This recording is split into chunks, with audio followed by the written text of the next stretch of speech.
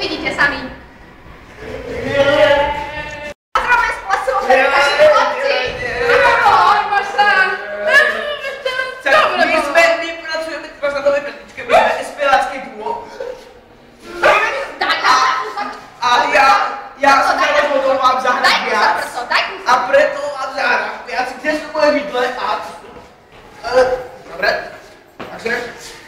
Erika Judíniová so mnou robí rozhovor.